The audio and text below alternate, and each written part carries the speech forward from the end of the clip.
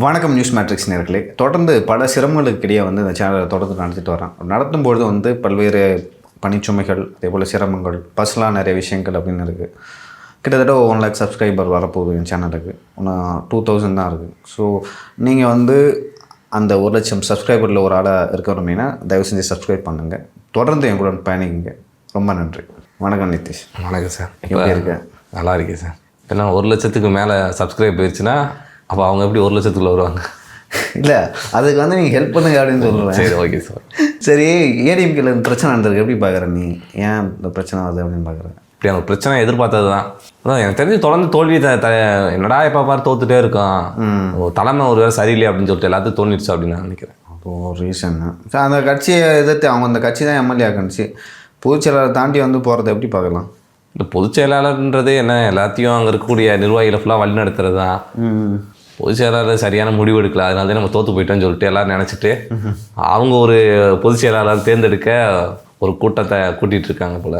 சரி, ஆக்சுவலாக நான் நிறைய பேர்கிட்ட பேசினேன். நிறைய பேர் என்ன சொன்னாங்கன்னா, விஜய் வந்து 108 வாங்கினோடனே அதிமுகவும் திமுகவும் வந்து ஒன்று சேர்றதுக்கு மாதிரி ஒரு சூழ்நிலை நிலவுது. அப்படி நிலவும் பொழுது வந்து அதுக்கு அடி போட்டதே யார் அப்படின்னா பாஜக. யார் மூலமாக போடுறாங்கன்னா சூப்பர் ஸ்டார் ரஜினி மூலமாக போகிறார். ரஜினி போய் வந்து ஸ்டாலினை சந்திக்கிறார். ஏன்னா வெற்றி பெற்றவங்க கூட தான் எப்பயும் வந்து ரஜினிகாந்த் அவர்கள் ஃபோட்டோ எடுப்பார். நான் அவரே ஸ்டாலினோட பக்கம் வருது அப்படின்னு நிறைய கிளம்பி போயிட்டு இந்த மாதிரி ஒரு விஷயத்த சொல்லிருக்காரு. உதயநிதிக்கு அதில் விருப்பம். ஸ்டாலினையும் வந்து முக ஸ்டாலின் முன்னாள் முதல்வர் அவரையும் வந்து கன்வின்ஸ் பண்ணிட்டாங்க. எடப்பாடி பழனிசாமிக்கு எதாக இருந்தாலும் ஓகே அப்படின்னு ஒரு முடிவு பண்ணிட்டார். ஏன்னா தொடர்ந்து தோல்வியை சந்திக்கிறோம் அப்படின்னு நீ சொல்கிற மாதிரி அது ஒரு விஷயம். அப்போது என்னவாகுதுன்னா கனிமொழி அவர்கள் வந்து குறுக்க வராங்க. இப்படி நீங்கள் பண்ணீங்கன்னா கட்சி விட்டு வெளில போயிடும் அப்படின்னு சொல்லியிருக்காங்க கனிமொழி அவர்கள். ஏன்னா அதிமுக வந்து பாஜகவோட கூட்டணி வச்சாங்க. நாம் வந்து அவருக்கு எதிராக அரசியல் செய்கிறோம். அப்படி அரசியல் செய்யும்போது நாம் வந்து எப்படி வந்து அதிமுக கூட இருக்க முடியும், அதுவும் இன்னொரு கட்சியை சேர்ந்தவர் எப்படி முதலமைச்சராக வேட்பாளராக அறிவிக்க முடியும்னு சொல்லிட்டு ஒரு டாக் வருது. அப்போ நம்ம 2 பேருக்கு வேணாம், தொல் திருமாவளவன் அவர்களை வந்து முதலமைச்சர் வேட்பாளராக நம்ம அறிவிச்சிடலாம் அப்படின்னு சொல்லிட்டு ஒரு டாக் வருது. வடபழனியில் வந்து திருமாவளவனும் விஜய் அவர்களும் வந்து மீட் பண்ண போகிறாங்க. சோஃபாலாம் வந்து போட்டாங்க தெரியுங்களா? ஆமாம்மா. இப்படி போடும்பொழுது அது ரொம்ப டிலே ஆகிட்டே இருந்துச்சு. ஏன் டிலே ஆச்சுன்னா திருமாவளவன் அவர்களை வந்து முதலமைச்சர் ஆக்கலாமா வேண்டாமா அப்படின்னு சொல்லிட்டு டாக் போயிட்டு இருந்துச்சு. அந்த டாக் போக அதை வந்து நீண்டுக்கிட்டே போச்சு. பட் போவோம், இனிமேல் போயிருக்கோம். ஒரு 2-3 நாள் டைம் கிடச்சிருந்தா அது கொடுத்து முடிவு எடுக்கப்பட்டிருக்கும். ஆனால் திடீர்னு அன்னைக்கு 4 மணிக்கு வந்து முடிவு எடுக்கப்படும் அப்படின்னு சொல்லிட்டு தள்ளி போட்டாங்க. ஸோ இந்த மாதிரியான விஷயங்கள் நடந்தது. இன்னொரு பக்கம் பார்த்தீங்கன்னா இவங்களுக்கு ஷார்ட்டேஜ் ஆகுது தமிழக வெற்றி கழகத்துக்கு. காங்கிரஸை வச்சு ஒரு 5 சீட்டை வந்து சரி கட்டிட்டாங்க. இஸ்லாமிய இயக்கங்களும் கம்யூனிஸ்ட் கட்சியும் அதே போல் விடுதலை சிறுத்தைகளும் வெளியிலேருந்து ஆதரவு கொடுக்குறாங்க. அதாவது திமுக கூட்டணியிலிருந்தே ஆதரவு கொடுக்குறாங்க. இந்த முறை வந்து தமிழக அரசியல் வரலாற்றில் நடந்துராத ஒரு முறை. ஒன்று அதிமுக கூட்டணி கட்சியாக இருந்தால் அங்கே தான் இருக்கணும், திமுக கூட்டணி கட்சியாக இருந்தால் அங்கே தான் இருக்கணும். இப்படி மாறிலாம் போய் ஆதரவு கொடுக்க மாட்டாங்க. அது நடந்ததும் இல்லை. ஒருவேளை 2006 திமுக வெற்றி பெறும்போது ஒரு விஷயம் நடந்தது. என்னென்னா 2 பேருமே லைக் அவங்க வந்து 96 90 எடுத்தாங்க திமுக. பாமக காங்கிரஸ் தான் வெளியிலேருந்து ஆதரவு கொடுத்தாங்க. அதான் நடந்துச்சு. இப்போ வந்து இவங்க என்ன யோசிக்கிறாங்கன்னா CV சண்முகம் அவர்கள், அப்புறம் SP வேலுமணி அவர்கள், தங்கமணி அவர்கள், அவங்களாம் எப்படி யோசிக்கிறாங்கன்னா தொடர்ந்து வந்து நம்ம தோல்வியை சந்திச்சுட்டு வரோம், கட்சி வந்து ஒரு புதிய தலைமுறை அரசியலை வந்து பார்க்குது. ஸோ அதனால் வந்து நம்ம தமிழக வெற்றி கழகத்துக்கு ஆதரவு கொடுத்தா இன்றைய தலைமுறையை நம்ம பக்கம் கொஞ்சம் எடுக்கலாம், அவங்க கூட கொஞ்சம் கனெக்ட் ஆகலாம் அப்படின்னு சொல்லிட்டு பார்க்குறாங்க. நீ எப்படி பார்க்குற? அவங்க எடுத்த முடிவு வந்து சரியா? அதிமுக அவர் SP வேலுமணி அவர்கள், அதே போல் CV சண்முகம் அவர்கள் எடுத்த முடிவு இல்லை. ஒரு அவங்க சைட்லேருந்து பார்த்தப்ப எனக்கு தெரிஞ்சு ஒரு தலைமை வந்து அவர் வந்து EPS அவர்கள் வந்து கடுமையாக உழைக்கிறாரு. உழைக்கிறது மட்டுமே வந்து எல்லாத்தையும் சாத்தியப்படுத்துறாரு. அதில் அது வந்து ஒரு எல்லா விஷயங்கள்லையும் அது கரெக்டாக இருக்கணும், நிர்வாகிகளை வந்து கரெக்டாக வந்து வழி நடத்தலை அப்படின்றது தான் என்னோட ஒரு தனிப்பட்ட கருத்து. ஏன்னா வந்து எல்லாரும் அவங்க ஆட்டோமேட்டிக்காக வந்து கொதிக்கிறாங்கன்னா வந்து அவங்களுக்குள்ள ஒரு பிரச்சனை இருந்திருக்கு அப்படின்னு தான் நம்ம பார்க்குறோம். இல்லை, ஏன்னா வந்து அந்த கூட்டம் நடந்துச்சான் ஒரு 4 நாளைக்கு முன்னாடி. அப்போ வந்து SP வேலுமணி அவர் என்ன சொல்லிட்டுருக்காங்க, நான் வந்து விஜய் அப்பயே கூப்பிட்டு வரேன்னு சொன்னேன், 75 சீட்டு கொடுக்கலான்னு சொன்னேன், கூப்பிட்டு வரலாம், அவரும் ஓகேன்னு சொன்னார். ஆனால் உங்களால் தான் கெட்டுருச்சு, நாமளும் ஜெயிச்ச பாட்டு இல்லை. இந்த மாதிரி வந்து சசிகலா ஓரம் கட்டினீங்க, OPS கட்டினீங்க, செங்கோட்டையனை கட்டினீங்க, வைத்திலிங்கம், இந்த மாதிரி ஒரு சபாநாயகராக இருக்குல்ல JDC பிரபாகர் அப்படின்னு சொல்லிட்டு பார்த்தீங்கன்னா ஒரு பெரிய கூட்டம் உங்களால் ஓரம் கட்டப்பட்டுள்ளது. இத்தனை பேரையும் ஓரம் கட்டிட்டு நீங்கள் தனியால் நின்னீங்க. நீங்கள் சொல்கிறத நான் கேட்டேன். அப்படி கேட்கும்பொழுது தேர்தலில் வெற்றி பெற்றீங்களான்னு கேட்டிங்கன்னா இல்லை. சில நிறைய இடங்களில் வந்து சரியாக வந்து செலவே பண்ணல நம்ம கட்சியிலேருந்து.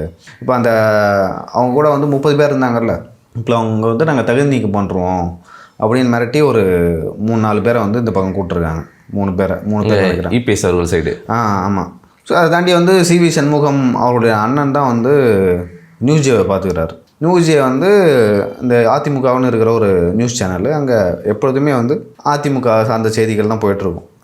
நேற்றுன்னு நினைக்கிறேன், நேற்று வந்து சொல்லும்போது என்ன சொல்லியிருக்காங்க, இனிமேல் நியூஸ் ஜேயில் அதிமுக பற்றியோ எடப்பாடி பழனிசாமி பற்றியோ வந்து எந்த நியூஸுமே வரக்கூடாதுன்னு சொல்லிட்டாங்க. ஏன்னா அந்த நியூஸ் சேனல் வந்து முழுக்க சிவி சண்முகம் அவர்கள் வந்து பணம் போட்டு பண்ணிகிட்டு இருக்காரு. இல்லை, பொதுவாகவே வந்துட்டு பொதுச் செயலாளர்கள் கண்ட்ரோலில் தானே எல்லாமே இருக்கும். இல்லை, இவங்க வந்து வைக்கிற குற்றச்சாட்டு என்னென்னா, இப்போது செல்வி ஜெயலலிதா அவர்கள் இருக்கும்போது கட்சிக்காரங்களுக்கு ஏதாவது பிரச்சனை இல்லை பணம் ஃபினான்ஷியலாக ஏதாவது வேணும் அப்படின்னா வச்சுங்களேன், செல்வி ஜெயலலிதா அவர்கள் வந்து பண்ணி கொடுத்துருதா சொல்லுவாங்க. ஆனால் எடப்பாடி பழனிசாமி அதை பண்ண மாட்டாரு அப்படின்னு சொல்லிட்டு நிறைய பேர் குற்றச்சாட்டு வைக்கிறாங்க. அது எந்த அளவுக்கு உண்மைன்னு தெரியல. நான் பேசினவங்க அப்படி சொன்னாங்க, அவர் பண்ணியிருக்கலாம், பண்ணாமலும் இருக்கலாம். ஆனால் இவங்க தரப்ப நிறைய பேர் வந்து தோல்வியை சந்திச்சிருக்காங்க, நிறைய பேர் வெற்றி பெற்று காசு செலவு பண்ணியிருக்காங்க. அவர்கள்லாம் வைக்கிற குற்றச்சாட்டு என்னென்னா, இவங்க கட்சிக்காரரை கண்டிக்க மாட்டுறாரு, செலவு பண்ண மாட்டாரு அப்படின்னு சொல்லிட்டு ஒரு குற்றச்சாட்டு வைக்கிறாங்க. சிவி சண்முகம், எஸ்பி வேலுமணி அவங்க ஒரு 30 பேர் இருந்தாங்கல்ல. ஸோ அவங்க என்ன சொல்கிறாங்கன்னா, எங்களுக்கு வந்து பொதுச் செயலாளர் எடப்பாடி பழனிசாமி தான், அவர் மீறி எந்த நடவடிக்கையும் எடுக்க மாட்டோம். இப்போ நம்ம 3வது இடத்துல இருக்கோம். இந்த 3வது இடத்துல இருந்து இப்போ நம்மளால் என்ன பண்ண முடியும்? எதிர்கட்சியாகவும் இல்லை, ஆளுங்கட்சியாகவும் இல்லை. 3வது இடத்துல இருந்து நம்ம யாராவது ஆதரவு கொடுக்கணும். இப்போ நம்ம ஆதரவு கொடுக்கலாம் என்ன ஆகும்னு ஒரு கேள்வி எழுது. இப்போ நம்ம ஆதரவு கொடுக்கலாம், நம்ம நிலம் அப்படியே தான் இருக்க போடுது. நம்மளுக்கு வந்து எழுச்சியும் இல்லை, வீழ்ச்சியும் இல்லை. நம்ம இடமே வந்து 0. அதை வச்சு ஒன்றுமே பண்ண முடியாது. அந்த மாதிரி ஒரு நிலைமையில் இருக்கும். அப்படி இருக்கும்போது நம்ம தமிழக வெற்றிகளுக்கு ஆதரவு கொடுக்கலாம். ஆதரவு கொடுத்தா வந்து நம்ம அமைச்சராகலாம். ஏன்னா அப்போ தான் கட்சிக்காரன் வந்து லைக் சம்பாதிக்க முடியும். கட்சிக்காரன் வந்து இங்கேயே இருப்பான், இன்டாக்டாக இருப்பான், நம்ம கூடயே இருப்பான். ஒரு சோர்வு இருக்காது நம்மளுக்கு அப்படின்னு சொல்லிட்டு இவங்க சார்பாக சொல்லப்பட்டது. நாங்கள் எதை சொன்னதையும் ஏற்றுக்கவே இல்லை, நீங்களும் வெற்றி பெறல. அப்படி வெற்றி பெறாத போது வந்து நாங்களாச்சும் இந்த முடிவு எடுக்கிறோம் அப்படின்னு சொல்லிட்டு கூட்டமாக சேர்ந்து எல்லாம் முடிவெடுத்துருக்காங்க.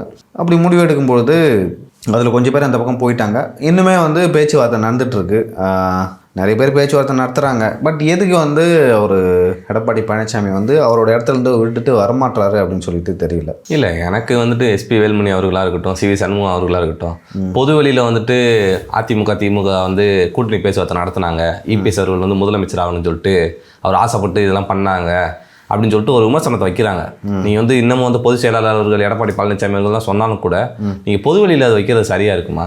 கட்சிக்குள்ளே நீங்கள் வந்து பேசுகிறதா இருக்கட்டும், இவ்வளோ நாள் கிட்டத்தட்ட ஒரு 2 நாள் வரைக்கும் வந்துட்டு அமைதியாக தானே உள்ளே போயிட்டு இருந்துச்சு. அது ஏன் வந்து பொது வெளிக்கு வருது அப்படின்றது தான் எனக்கு உண்மையிலே அது ரொம்ப வருத்தமாக இருக்குது. அது ஆக்சுவலாக வந்து அந்த கட்சியில் வந்து இதுதான் பிரச்சனை. செல்வி ஜெயலலிதா அவர்கள் இறந்த பிறகுலேருந்தே வந்து இந்த மாதிரியான பிரச்சனைகள் வந்து வந்துக்கிட்டே இருக்குது. ஏன் அது பொதுவெளிக்கு வந்தது அப்படின்னு சொல்லிட்டு தெரியவே இல்லை. எங்கேருந்து வந்ததுன்னா, அவங்க தனியாக போயிட்டு சபாநாயகரை பார்த்தாங்க தெரியுமா, நாங்கள் போய் சபாநாயகரை பார்த்துக்குறோம் அப்படின்னு சொல்லிட்டு அப்போ இருந்தே வந்து அந்த பிரச்சனை வந்துட்டுருக்கு. அந்த ஈவினிங்காக போய் பார்த்தாங்க. சிவி சண்முகம் அவர்கள் கூட அன்றைக்கி சட்டப்பேரவைக்கு வரல. இது எங்கே போய் முடியணும்னு தெரியல. பட் ஆனால் இப்போது வந்து அந்த 30 பேர் இருக்காங்களா, அவங்க எல்லாமே முக்கியமான ஆட்கள். இந்த பக்கம் யார் இருக்காங்கன்னு பார்த்தீங்கன்னா, முனுசாமி இருப்பார், எடப்பாடி பழனிசாமி, திண்டுக்கல் சீனிவாசன், அக்ரி கிருஷ்ணமூர்த்தி தான் திருவண்ணாமலை மாவட்டம் அதை சுற்றி இருக்கிற எம்எல்ஏக்களை பார்த்துக்கிறாரு. அவர் கொஞ்சம் ஸ்ட்ராங்காக எடப்பாடி பழனிசாமிக்கு சப்போர்ட் பண்ணுறாரு. இந்த பக்கம் பார்த்தீங்கன்னா சிவி சண்முகம் அவர்கள், வேலுமணி அவர்கள், தங்கமணி, நத்தம் விஸ்வநாதன், கேசி வீரமணி அப்படின்னு சொல்லிட்டு ஒரு பெரிய குரூப் இருக்குது. முன்னாள் அமைச்சர்கள் நிறைய பேர் அதில் இருக்காங்க. இன்னும் கொஞ்சம் சில பேர் தான் வந்து எடப்பாடி பழனிசாமி கூட இருக்காங்க. ஸோ அவருக்கு வந்து எப்படி இவங்களை கண்ட்ரோல் பண்ணுறதுன்னு தெரில.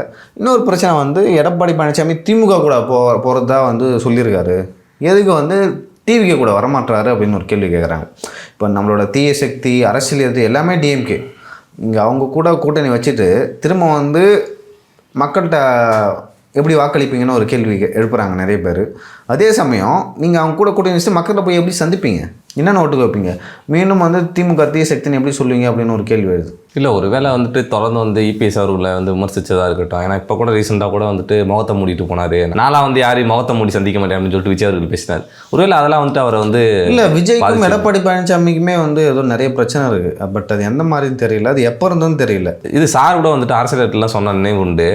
கூட்டணி பேச்சுவார்த்தை நடக்கிறப்பே வந்துட்டு 2 வருஷம் அப்படின்னு சொல்லிட்டு ஆரம்பித்தார் விஜய் அவர்கள். இல்லை, அதுக்கப்புறம்லாம் வந்து நிறைய பேசியிருக்காங்க. எலெக்ஷன் லைக் அந்த வேட்பாளர் மனு 10 நாள் இருக்கு முன்னாடி வரைக்கும் கூட்டணி பற்றி பேசியிருக்காங்க. அது பிரச்சனை இல்லைங்க. என்னென்னா முதல்ல வந்து திமுக கூட்டணி கட்சிகள் இருக்காங்கல்ல, அவங்கள்ட்ட ஆதரவு கேட்கல. முதல்ல அதிமுக கிட்ட தான் போய் ஆதரவு கேட்டாங்க. லீமா ரோஸ் அவர்கள், மார்ட்டின் அவர்களோட மனைவி லீமா ரோஸ் லால்குடி எம்எல்ஏ வைக்கிறாங்களா, அவங்க மூலமாக போய் ஆதுவர்ஜன் அவங்களோட மாமியார்ல, ஆமாம், ஆதுவர்ஜன் வந்து பேச சொல்லிருக்காங்க. லீமா ரோஸ் அவர்கள் வந்து பேசிகிட்டு இருக்காங்க. அன்னைக்கு ஒரு 4-5 நாளுக்கு முன்னாடி கூட வந்து லீமா ரோஸ் அவர்கள் பேட்டி கொடுத்தாங்க, பார்த்துருக்கலாம். ஆமாம் நாங்கள் வந்து பேச்சுவார்த்தை போயிட்டுருக்கு அப்படின்னு சொல்லி சொன்னாங்க. அப்புறம் ஓஎஸ் மணி வந்து அதெல்லாம் தாவேக்கு ஆதரவு கொடுக்க முடியாதுன்னு சொல்லிட்டு சொன்னார். ஃபஸ்ட்டு வந்து பேச்சுவார்த்தை வந்து அதிமுக கூட தான் போச்சு. திமுக கூட்டணி காங்கிரஸ் விடணும், இல்லை கம்யூனிஸ்ட் விடணும், விடுதலை சிறுத்தைகள் விடணும், அல்லது இஸ்லாமிய இயக்கங்கள் விடணும், போவே இல்லை. ஃபஸ்ட்டு வந்து அதிமுக கூட தான் போச்சு. ஆனால் இவங்க தரப்பில் என்ன டிமாண்ட் வச்சாங்கன்னு தெரியல. எடப்பாடி பழனிசாமி தரப்பில் வேறனா கேட்டிருப்பாரு, நான் முதலமைச்சர்னு சொல்லியிருப்பாரு. ஆமாம், நான் 2.5 வருஷம் நீ 2 வருஷம் சொல்லிருப்பாரா, இல்லை துணை முதல்வரா, இல்லை தரமாட்டேன்னு சொன்னாரா என்னன்னே தெரியல. பட் அவங்க ஒத்துக்கல. அப்புறம் வந்து ஒரு புஜி ஆனந்த் வந்து நடுவில் போய் பார்த்து பேசினார் போல், அதுக்கும் வந்து அவர் ஒத்து வரல. அப்படி இருக்கும்பொழுது அவங்க லீமா ரோஸ் தரப்புலையோ, இல்லை சிவி சண்முகமோ, இல்லை எஸ்பி வேலுமணியோ, வேறு யார் இந்த டிசிஷன் எடுத்தாங்கன்னு சொல்லிட்டு தெரில. இவங்க போய் பேசி பார்த்துருக்காங்க எடப்பாடி பழனிசாமிக்கிட்டே. பாருங்கன்னா இந்த மாதிரி வந்து நம்ம தொடர்ந்து 5 வருஷத்தில் நிறைய எலெக்ஷன் தோற்றுருக்கோம், எதுலேயுமே வெற்றி பெறல. நாடாளுமன்றத்தெல்லாம் ஒன்று கூட வெற்றி பெறல. 2019, 2021, 2024, 2026ன்னு 4 முக்கியமான எலெக்ஷன்லாம் வந்து தோல்வி சந்திச்சிருக்கோம். நம்ம கையில் வச்சுருந்த பணம்லாம் செலவாயிடுச்சு. தொண்டர்கள்லாம் சோர்ந்து போயிட்டாங்க. அதே போல் யாரும் வந்து வேலை செய்யறதுக்கு வரமாட்டாங்க. ஸோ அவங்கள வந்து ஓரளவு நம்ம சரி கட்டணும் அப்படின்னு சொல்லிட்டு இவங்க தரப்பில் பேசப்பட்டது. நீங்கள் வந்து விஜய் கூட கூட்டணிக்கும் வரல, 75 தொகுதியும் கொடுக்கல, நிறைய இடங்களுக்கு வந்து செலவுக்கு பணம் கூட தரல அப்படின்னு சொல்லிட்டு ஒரு குற்றம் சாட்டப்பட்டது. நிறைய பேர் கட்சிக்காரெலாம் கடனில் இருக்காங்க, அந்த கடன்லாம் எப்படி அழைக்கிறது அப்படின்னு சொல்லிட்டு இவங்க தரப்பில் சொல்லியிருக்காங்க. அதெல்லாம் நான் பார்த்துக்கிறேன், கடன்லாம் நீங்கள் தான் பார்த்துக்கணும் அப்படி எடப்பாடி பழனிசாமி சொன்னதான் சொல்லப்படுது. தேர்தல் நேரத்தில் இந்த நட்சத்திர பேச்சாளர்கள் கூட நீங்கள் தான் கொடுக்கணும், அந்த தொகுதி வேட்பாளர் கொடுங்கன்ட்டாங்க. ஸோ அப்படிலாம் சொல்லலாம். ஏன்னா சில ஜெயலலிதா அவர்கள் தான் வச்சுக்கோங்க, அவங்க மொத்தமாக பேமெண்ட் போய்டும். அவங்க போன பிறகு வந்து மாறுச்சு அந்த ஸ்ட்ரக்சரு. அது வந்து ஒரு பெரிய இஷ்யூ. அதோட தாக்கம் தான் வந்து போயிட்டு விஜய் அவர்கள் எல்லாரையும் போய் சந்திக்கிறாரு. ஸ்டாலின் அவர்களை அவங்க தான் அரசியல் எதிரி. இதுக்கே டிவிக்கே தான் டிஎம்கேக்கு அரசியல் எதிரி. உதயநிதியை சந்திக்கிறாரு, ஸ்டாலினை சந்திக்கிறாரு, வைகோ, சீமான், திருமாவளவன், அன்புமணி ராமதாஸ் அப்படின்னு சொல்லி நிறைய பேர் போய் சந்திக்கிறாரு. ஆனால் எடப்பாடி பழனிசாமி சந்திக்கவே இல்லை. 2 பேரும் சட்டசபையிலும் பேசிக்கவே இல்லை. அப்படி என்னதான் தனிப்பட்ட காரணம்? தனிப்பட்ட இல்லை, இவங்க தரப்பில் ஏதோ கேட்டிருக்காங்க போல். எனக்கு வந்து இந்த மாதிரி வேணும். ஃபஸ்ட்டு வந்து அவங்க தரப்பில் கேட்டது, நம்ம கூட்டணி வச்சா எனக்கு எப்படி ஒரு டிமாண்ட் வச்சுருக்காங்க போல் டிவிக்கு. அதுக்கு வந்து எடப்பாடி பழனிசாமி ஒத்து வரல. இப்போ வந்து இவர் ஏதோ டிமாண்ட் வச்சுருக்காரு போல் எடப்பாடி பழனிசாமி, அவங்க ஒத்து வரல. அது என்ன டிமாண்டுன்னு தெரியல. பட் நம்மளால் புரிஞ்சிக்க முடியுது டிமாண்ட் வந்து இதுவாக தான் இருக்கும் அப்படின்னு சொல்லிட்டு. இப்போ வந்து அந்த அதிமுகன்ற கட்சி முக்கிய ஆட்கள் இப்போது விழுப்புரத்தில் வந்து சிவி சண்முகம் அவர்களை தாண்டி வந்து ஒரு ஆள் இருக்காங்கன்னா ஏடிஎம்கேல இல்லை. கோயம்புத்தூரில் வந்து எஸ்பி வேலுமணி தான், நாமக்கல்லில் ஒரு தங்கமணி தான். அந்த மாதிரி வந்து ஊருக்கு ஒருத்தவங்க வந்து அவங்க கூட இருக்காங்க. ரொம்ப குறைவான ஆட்கள் தான் அங்கே இருக்காங்க. இன்னொரு விஷயமா சொல்கிறாங்க என்னென்னா, இப்படி வந்து ஆதரவு கொடுக்க போகிறாங்க. ஆதரவு கொடுத்துட்டு தமிழக வெற்றி கழகத்துக்கு சபாநாயகரால் வந்து அங்கீகரிக்கப்படணும் கொறடா. அப்போ அங்கீகரித்தா தான் அவங்களால வந்து அவங்க கட்சி எம்எல்ஏ தகுதி நீக்கம் பண்ண முடியும். இப்போ வந்து என் கூட வந்து எடப்பாடி பழனிசாமி நானும் வச்சுங்க, நீ வந்து சிவி சண்முகம், என் கூட ஒரு 17-20 பேர் இருக்காங்க, உன் கூட வந்து ஒரு 27-28 பேர் இருக்காங்க. யார் அதிகமாக எம்எல்ஏ இருக்கணும் உன் பக்கம் தான் இருப்பாங்க. இப்போ அந்த கட்சியிலேருந்து யார் அதிகம் பேர் வந்திருக்காங்களோ நாங்கள் அவங்கள தான் வந்து சட்டமன்ற அந்த குழு தலைவராக போட்டுருவோம் அந்த கட்சி சார்பாக. அப்படி போடும்பொழுது வந்து உங்களை தான் நாங்கள் அங்கீகரிக்கிற மாதிரி நீங்கள் வந்து எங்களுக்கு ஆதரவு கொடுக்குறீங்க. இதை வந்து எங்கே போயிட்டு நீங்கள் எது முடிவு பண்ணணும்னா கோர்ட்டில் தான் போகணும், சிவில் கோர்ட்டு போகணும். ஹைகோர்ட்டு போயிட்டு முடிவு பண்ணி வர்றதுக்கு வந்து ரொம்ப டைம் ஆகும். அப்படி டைம் ஆகும்போது இவங்க என்ன யோசிக்கிறாங்க, அதுக்குள்ளே வந்து நம்ம பொதுக்குழு போட்டணும், யார் அடுத்த பொதுச் செயலாளர்னு சொல்லிட்டு முடிவு பண்ணணும். அந்த மாதிரி ஒரு குஸ்தியில் இறங்கியிருக்காங்க. இல்லை, இன்னொரு கேள்வி இருக்குல்ல சார், நீங்கள் வந்து சரி ஒருவேளை பொதுச் செயலாளரை மாற்றுறாங்க, எஸ்பி வேலுமணி அவர்கள் தான் பொதுச் செயலாளர்னு வச்சுக்கோங்க. இங்கிட்டு விஜய் அவர்கள், இங்கிட்டு டிஎம்கேல உதயநிதி அப்படின்னு இருக்கப்ப 2 பேரும் விஜய் வேஸ் அப்புறம் உதயநிதி அப்படின்ற மாதிரி அரசியல் களம் மாறிடுச்சு. ஆனால் வந்து இன்னொரு ஃபேஸ் வேல்யூ இருக்க ஒரு நபர் தேவையில்ல. அங்கே வந்து எஸ்பி வேலுமணி அவர்கள் இருந்தாருன்னா அது எடுபடுமா அப்படின்றது தான் என்னோட கேள்வி. ஒரு இளம் தலைவரை நோக்கி அதிமுக வந்து போகணும் அப்படின்னு நான் நினைக்கிறேன். இல்லை, அதிமுகவில் முதல்ல இளம் தலைவரே இல்லை, அது ஒரு விஷயம். இன்னொரு விஷயம் வந்து என்ன பார்க்கணும்னா, இப்போ திமுக இருந்தாங்க. அதிமுகன்ற கட்சி வந்து கலைஞருக்கும் எம்ஜிஆருக்கும் ஒரு சண்டை இருந்துச்சு. அதனால் திமுகவுக்கு எதிராக ஆரம்பிக்கப்பட்டது தான் அதிமுக. ஓகேங்களா? அப்படியே அதிமுக இருந்துச்சு, அப்படியே வந்தது. ஜெயலலிதா அவர்கள் அதை சூப்பராக கொண்டு வந்தாங்க. எடப்பாடி பழனிசாமி வந்தார். எடப்பாடி பழனிசாமிக்கு அதை வந்து எப்படி கொண்டு போகணுன்னு தெரியலையா, இல்லை வந்து அவரோட நேரமாக என்னன்னு தெரியல. நம்மளுக்கு என்ன ஆச்சுன்னா, விஜயை வந்து வளர்த்து விட்டார். இப்போ விஜய்க்கு அதிகமாக கூட்டம் கொடுமா, எடப்பாடி பழனிசாமி கொடுக்குமா? விஜய் அவர்கள் இப்போ ஒரு யங்ஸ்டர் வந்து யாரை ஓட்டு போடுறாங்க நான் சொல்லலாம் தேவையில்ல. யாருக்கு போட்டாங்கன்னா அதிமுகவுக்கும் ஓட்டு போச்சு, எடப்பாடி பழனிசாமி போச்சு. அதிகமாக யாருக்கு போச்சு? விஜய்க்கு போச்சு. விஜய்க்கு போகும்போது இங்கே இருக்கிற மக்கள் வந்து என்ன நினைப்பாங்க, யங்ஸ்டர்ஸ் வந்து என்ன நினைப்பாங்க, இல்லை கட்சியில் இருக்கவங்க என்ன நினைப்பாங்க? அப்போது திமுகவுக்கு எதிராக தாவேக்கா என்ற ஒரு புதிய சக்தி உருவாயிடுச்சு. இப்போ நம்மளுக்கு எதுக்கு அதிமுக? அவர் வந்து அவங்க இந்த கட்சியோட கூட்டணியே வைக்க போயிட்டார். அவர் வந்து டிஎம்கே ரொம்ப அகேன்ஸ்டாக எடுத்து பேச மாட்டார். அப்படி இருக்கும்போது உதயநிதி வர்சஸ் விஜய்னு மாறிடுச்சு. அப்படி மாறும்பொழுது நம்ம யாருக்கு போகணுன்னா ஒன்று உதயநிதிக்கு போகணும், இல்லை விஜய்க்கு போகணும் ஆச்சு. அதிமுக என்ற கட்சிக்கு ஏன் போடணும்? அது வந்து லைக் ரொம்ப ஸ்ட்ரகிள் பண்ணிக்கிட்டு இருக்கு. ஆனால் இவங்க எப்படி யோசிக்கிறாங்கன்னா சிவி சண்முகம், எஸ்பி வேலுமணினா இப்போ அங்கே அது ஒரு யங்ஸ்டர்ஸ், அந்த பார்ட்டியில் வந்து யங்ஸ்டர்ஸ் ரொம்ப அதிகமாக இருக்காங்க. அப்படி இருக்கும்போது இப்போ போனால் நம்ம கட்சி அந்த இளைஞர்கள் மத்தியில் காட்டி பலப்படுத்தலாம், நம்ம மேலே வந்து ஒரு சிம்பத்தி கிரியேட் ஆகும், இதை நம்ம யூஸ் பண்ணிக்கலாம் அப்படின்னு பார்க்குறாங்க. யூஸ் பண்ணிக்கிட்டு அது மூலமாக நம்ம மறந்துக்கலாம். அட்லீஸ்ட் இப்போ 48 ஜெயிச்சோம், அது வந்து நம்ம வந்து கூட்டணி வச்சுக்கலாம், இல்லை தனியாக நிற்கலாம். பட் நம்மளுக்கு அதிகாரம் வேணும். சில பேர்லாம் வந்து எம்எல்ஏவாக இருக்காங்க, எக்ஸ் மினிஸ்டர் அதிமுகவில், இல்லை நான் மினிஸ்டர் ஆகியே ஆகணும் அப்படின்றாங்க. என்ன வேலை கொடுத்தாலும் நான் மினிஸ்டர் ஆகிடுவோம். ஆனால் எங்கள் பொதுச் செயலாளர் வந்து எடப்பாடி பழனிசாமி தான் அப்படின்றாங்க. ஆனால் அவர் சொல்கிறத கேட்க மாட்டோம், நாங்கள் சொல்கிறதே அவர் கேட்கணும். இல்லை அவர் இறங்கி வரணும் அப்படின்னு சொல்லிட்டு சொல்கிறாங்க. அப்புறம் அதுக்கு என்ன மீனிங்? நாங்கள் சொல்கிறத கேட்கணும், அவர் இறங்கி வரணும், நாங்கள் எவ்வளோ நாள் தான் பொறுத்துட்ருப்போம் அப்படின்னு சொல்கிறாங்க. இன்னொரு எலெக்ஷனில் நின்று அது தோற்றா வந்து இந்த ஏக்கம் தாங்காது. பட் வந்து ஒரு தேர்தல் வரும், உள்ளாட்சி தேர்தலாம் வச்சுங்க, உள்ளாட்சி தேர்தலில் அவன் தோற்றா எடப்பாடி பழனிசாமி ஒத்துப்பாரா அப்படின்னு சொல்லிட்டு கேட்குறாங்க. இல்லை அடுத்த நாடாளுமன்ற தேர்தலில் தோல்வி சந்திச்சா ஒத்துப்பாரா? காலத்துக்கு மாதிரி ஏற்ற மாதிரி வந்து கட்சியை தகவமைக்கணும் அப்படின்னு சொல்லிட்டு அவங்க தரப்பில் சொல்லப்பட்டது. ஆனால் வந்து அவங்க தரப்பில் இருக்கிற ஒரு கேபி முனுசாமி அவர்களாகட்டும், அதே போல் ஒரு ஓஎஸ் மணியன், அதே போல் அக்ரி கிருஷ்ணமூர்த்தி, ஸோ இவங்களாம் என்ன சொல்கிறாங்கன்னா, இல்லை எடப்பாடி பழனிசாமி தான் முதல்வர், நம்ம வந்து தமிழக வெற்றி கழகத்துக்கு ஆதரவாக பேசக்கூடாது, அந்த கட்சிக்கு வந்து ஆதரவும் அளிக்கக்கூடாது சட்டமன்றத்தில். ஏன்னா 13ஆம் தேதியோட கடைசி அன்றைக்கி ஃப்ளோர் டெஸ்ட் நடக்கும் சட்டமன்றத்தில். ஃப்ளோர் டெஸ்ட் நடந்து ஒருவேளை தமிழக வெற்றி கழகத்துக்கு எதிராக விழுந்துச்சு, 118 இடம் கிடைக்கலாம் வச்சுங்களேன், ஆட்சி கவுந்துடும். அங்கே ஒரு ட்விஸ்ட் இருக்குது. என்னென்னா அமமுக தினகரன், அவங்க காமராஜன் ஒரு எம்எல்ஏ இருந்தார் மன்னார்குடி, டிஆர்பி ராஜாவை தோக்கடிச்சவர். அவர் வந்து காலைல சட்டமன்றத்தில் வந்து நேராக பேசிட்டார். ஏற்கனவே ஆக்சுவலாக எனக்கு வந்து அவர் வின் பண்ணார்ல, 2வது நாளே லெட்டர் கொடுத்துட்டார் தமிழக வெற்றி கழகத்துக்கு, இந்த மாதிரி நான் அவனை ஆதரிக்கணும்னு சைன் போட்டு கொடுத்துட்டார். அது ஏஐ வீடியோவா சார்? நீங்கள் வேறு என்ன சொல்ல, நம்பிதான் ஆகணும். ஏஐ வீடியோலாம் இல்லை, அது உண்மையான வீடியோ. எனக்கு அப்பயே அந்த கையெழுத்து போடுறதுக்கு முன்னாடி சொல்லிட்டாங்க, எல்லாருக்குமே தெரியும் என்ன பண்ண அரசு. அவர் வந்து எப்படியோ வந்து பிடிச்சிட்டு வந்து தினகரன் வந்து இங்கே நிறுத்திட்டார், ஆளுநர் மாளிகையில் நிறுத்தி அப்படிலாம் ஆதரவுலாம் கொடுக்கல, அது ஏஐ வீடியோ, அந்த கையெழுத்தும் பொய் அப்படின்னு சொல்லிட்டு சொன்னார். அப்படி சொல்லும்பொழுது இங்கேருந்து சட்டமன்றத்தையே போய் சொல்லிட்டார், நான் தமிழக வெற்றி கழகத்துக்கு முதல்வருக்கும் ஆதரவாக இருப்பேன் அப்படின்னு சொல்லிட்டார். அவர் வந்து கட்சியிலேருந்து எல்லா பொறுப்புலையும் நீக்கிட்டார் தினகரன். அப்படியா? ஆமாம், நீக்கிட்டு வந்து அவர் சொல்கிறாரு, அப்புறம் காமராஜ் எம்எல்ஏ சொல்கிறார், மன்னார்குடி எம்எல்ஏ, எனக்கு ரொம்ப சந்தோஷம், அந்த கட்சிக்காக 10 வருஷத்துக்கு மேலே உழைச்சிக்கிறோம், அந்த உழைச்சதுக்கு ஏற்ற பரிசு இது அப்படின்னு சொல்லியிருக்காரு. அவர் வந்து இதை டேக் இட் ஈஸியாக தான் எடுத்துக்கிறார். உழைச்சதுக்கு ஏற்ற பரிசுன்னு சொல்லிட்டு இன்றைக்கி இது பண்ணிட்டு போனாலும் அங்கே அதிமுகவோட தொண்டர்களும் உழைச்சிருக்காங்கல்ல சார், அதை பார்க்கணும்ல. அதிமுகவோட தொண்டர்களும் உழைச்சிருக்காங்க, பட் அவர் வந்து அந்த டீம் கூட இருக்கார். ஸோ அவங்களாம் வந்து சேர்ந்து தான் முடிவு எடுத்துக்கிறாங்க. எனக்கு தெரியல என்ன நடக்க போகுதுன்னு. 2 இல்லைனா 3 விஷயங்கள் நடக்கும். ஒன்று வந்து தகுதி நீக்கம் செய்யப்படுவாங்க. இப்போ கொறடாவுக்கு வந்து பவர் இல்லை, அவர் சிவி சண்முகம், எஸ்பி வேலுமணி அந்த கேங்கில் இருக்கிற கொறடாவுக்கு தான் பவர் இருக்குது அப்படின்னு சொல்கிறாங்க. அப்படி இருந்தால் வச்சிங்களேன், இவர்கள் வந்து தகுதி நீக்கம் செய்யப்படுவார்கள் அப்படின்னு சொல்கிறாங்க. இன்னொன்று வந்து கட்சியை விட்டு நீக்கப்படுவாங்க, எல்லா பொறுப்புலேருந்தும் வந்து விலக்கி வைக்கப்படுவாங்க. இந்த மாதிரியான விஷயங்கள் நடக்கும். இல்லை, எனக்கு தெரிஞ்சு வந்து சபாநாயகர் அவர்கள் வந்துட்டு எடப்பாடி பழனிசாமி அவர்களை, அதாவது 10 எம்எல்ஏ எடப்பாடி பழனிசாமி அவர்கள் வச்சுட்டு சிவி சண்முகம் அவர்கள் 30 வச்சிருந்தாருன்னு வச்சுங்க. ஒருவேளை சபாநாயகர் அவர்கள் வந்து எடப்பாடி பழனிசாமி அவர்கள் 10 வச்சிருந்தாலும் அவர் அங்கீகரிக்கிறேன்னு சொன்னார்னு வச்சுங்க, அவங்க இதாயிரும்.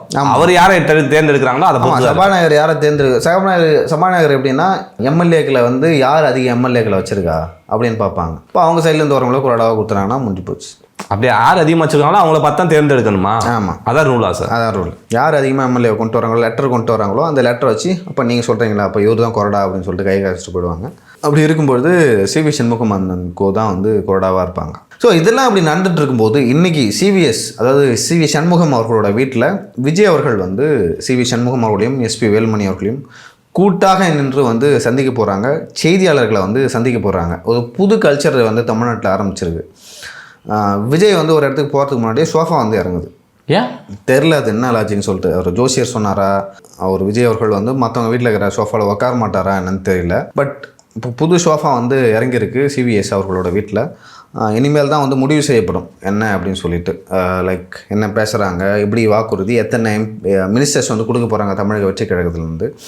இது வரைக்குமே வந்து ஏன் லைக் மினிஸ்டர்ஸ் அமைச்சர்களை வந்து அறிவிக்காமல் இருந்தாங்கன்னா, யார் யாருக்கு எந்தெந்த இலாக்கா அப்படின்னு சொல்லிட்டு, ஒன்று வந்து காங்கிரஸ் கொடுக்கணும், இங்கே அதிமுகவில் இருந்து வர எம்எல்ஏக்கள் கொடுக்கணும், இன்னொரு பக்கமாக தமிழக வெற்றி கழகத்தோட எம்எல்ஏக்கள் கொடுக்கணும்.